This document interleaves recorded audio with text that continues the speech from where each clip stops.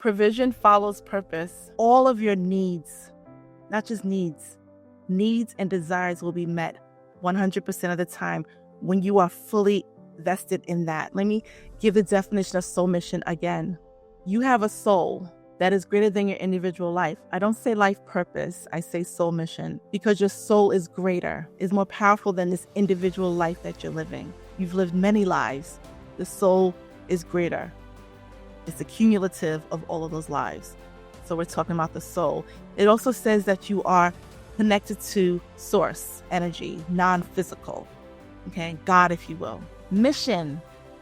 We say mission because when there's a mission, you have support. It's not all on you. If a country goes into war, there's support from the air, the Air Force, the Navy, the Marines, the Army. There's support. The command center, the generals, the this, the that. It's support. You have full support. There's a cook. You have food. You have clothing. You have full support. Mission. They don't go into it with fear.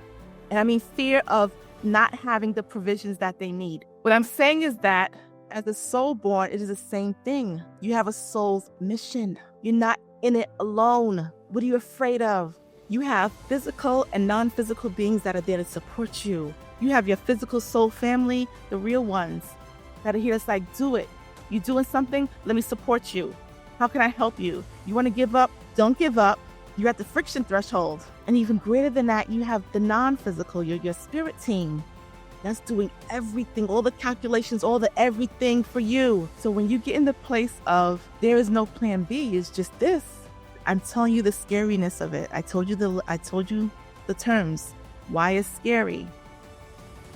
But when you fully get into that place and you're like, this is just what it is, then this is just what it is. And it always works out.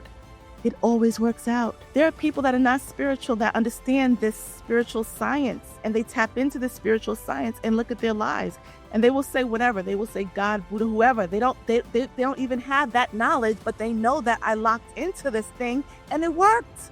And I'm speaking to you who actually have the gifts, who have more support to do, I heard the word magnanimous things that get locked in these fear and these spaces.